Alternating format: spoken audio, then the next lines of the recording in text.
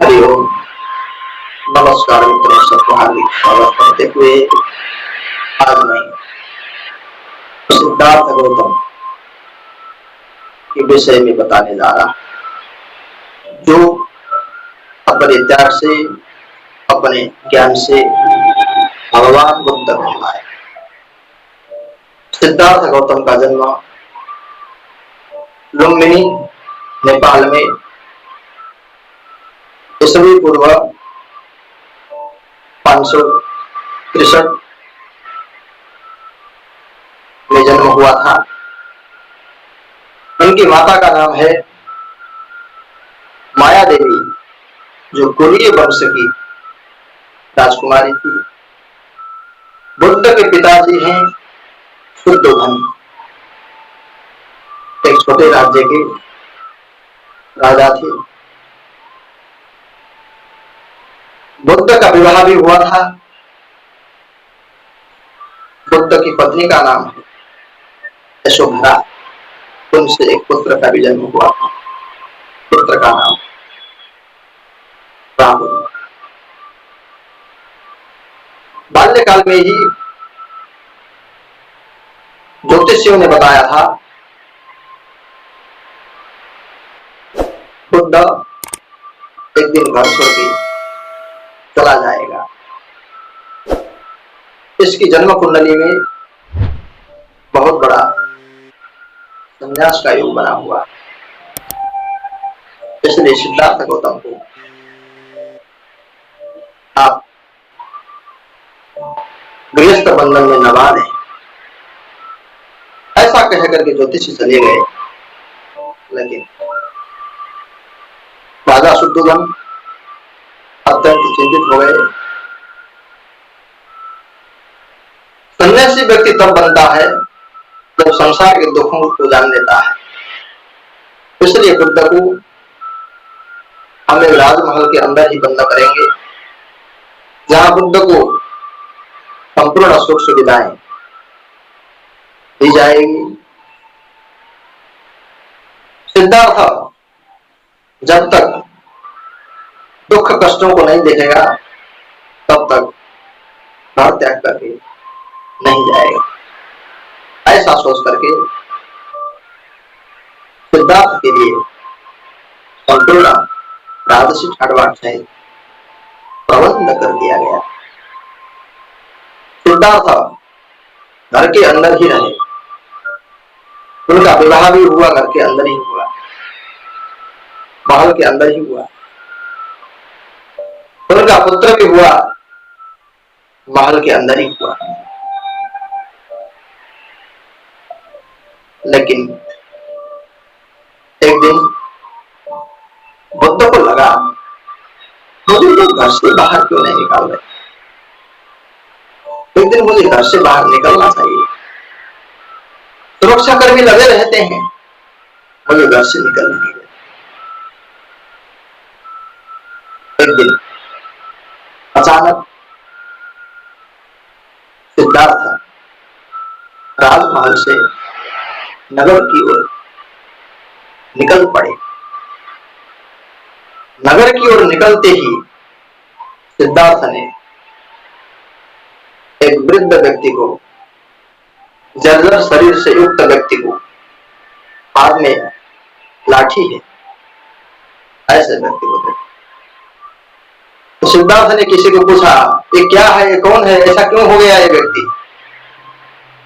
तो उस सज्जन ने कहा, यह वृद्ध हो गया है। वृद्ध क्या होता है? वृद्ध माने बुढ़ा होता है। एक दिन वृद्धावस्था सबको प्राप्ति करनी होती है। एक दिन आप भी वृद्ध होंगे और मैं भी वृद्ध होना होगा, ये सबको होना पड़ता।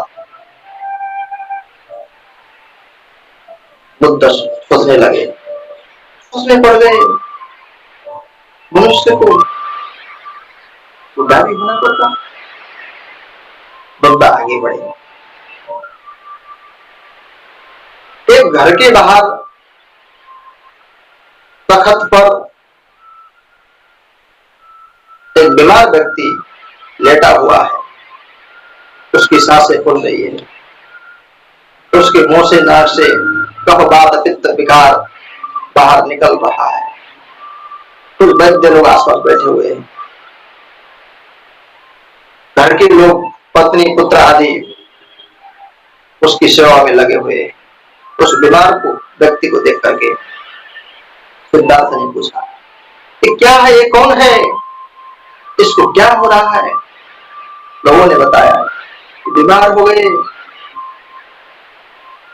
बीमार इतने हो गए ऐसा लग रहा है चल बसेंगे। सिद्धार्थ ने पूछा ये बीमार क्या होता है। बीमार माने रोगी, यह सबको होना पड़ता है जीवन में। एक दिन हमको भी रोग लगेगा, एक दिन आपको भी रोग लगेगा, यह निश्चय है। मनुष्य जीवन रोग का भंडार है। शरीर शरीरम व्याधि मंदिरम, इस शरीर व्याधियों का मंदिर है। बीमार सबको होना पड़ता है। अच्छा यानी हमको भी बीमार होना पड़ेगा, मुझे भी बीमारी लगेगी। बुद्ध सोच में पड़ गए।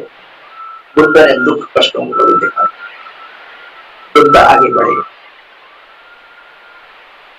सड़क पर कुछ लोगों ने एक डोली पर एक व्यक्ति को कंधों पे रख करके आगे पीछे राम नाम सत्य करके उस व्यक्ति को ले जा रहे।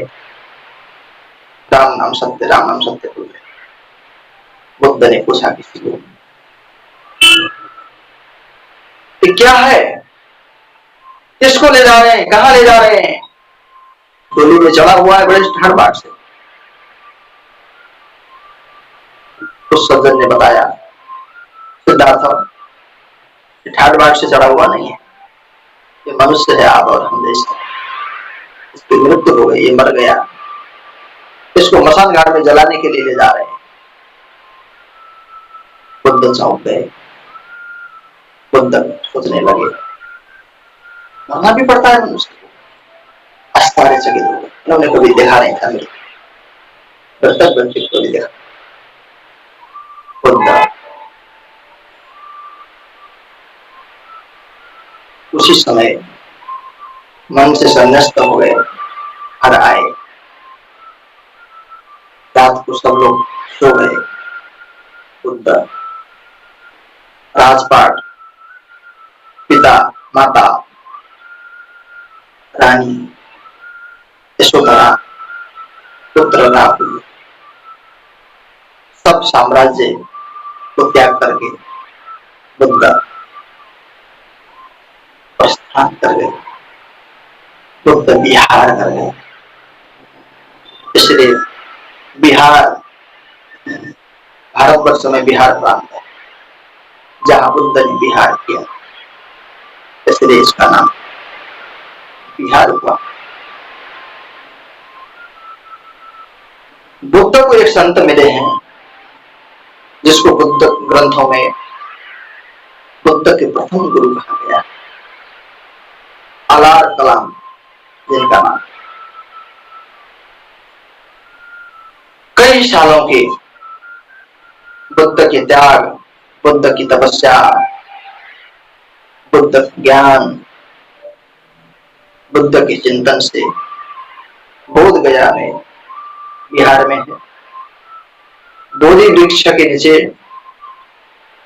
बुद्ध को बुद्धत्व की प्राप्ति हुई। इससे पहले सिद्धार्थ थे, लेकिन अब भगवान बुद्ध बन गए, बुद्धत्व प्राप्त। भगवान बुद्ध अहिंसा परमो धर्म की बुझाई है, अहिंसा का प्रचार किया। दुख निवारण हेतु अष्टांगिक मार्ग का मार्ग निर्देशन अपने शिष्यों को किया। बुद्धं शरणं गच्छामि, धम्मं शरणं गच्छामि, संघं शरणं गच्छामि। ये बुद्ध के मुख्य उद्गार हैं। बुद्ध के ज्ञान से प्रभावित होकर के, बुद्ध के त्याग से प्रभावित होकर के कई अच्छे अच्छे सम्राट, संभ्रांत, धनाढ़ साहूकार लोग भी बुद्ध के शिष्य बन गए, वे बुद्ध के भिक्षुक बन गए।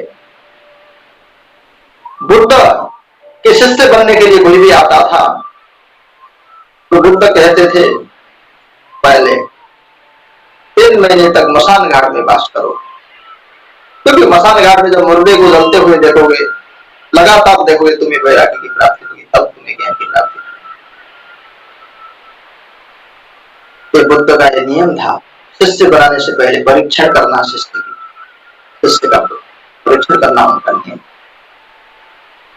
बुद्ध के बहुत बड़े बड़े शिष्य बने, उनमें से विशिष्ट अशोक सम्राट भी बुद्ध के शिष्य हुए। इसी शिष्य परंपरा में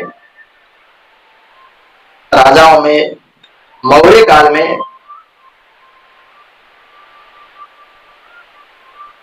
बुद्ध की बुद्धत्व को थाईलैंड, चीन, Sri Lanka, Japan, Korea, Mongolia, Burma आदि देशों में भी बुद्ध का प्रसार हुआ।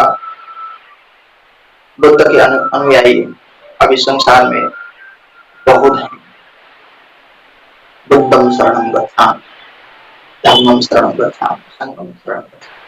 बुद्ध के विषय इतना ही जानकारी आज के लिए। अगले वीडियो में हम जगद्गुरु शंकराचार्य जी के विषय विशेष चर्चा लेकर के आएंगे। आज के लिए इतना ही।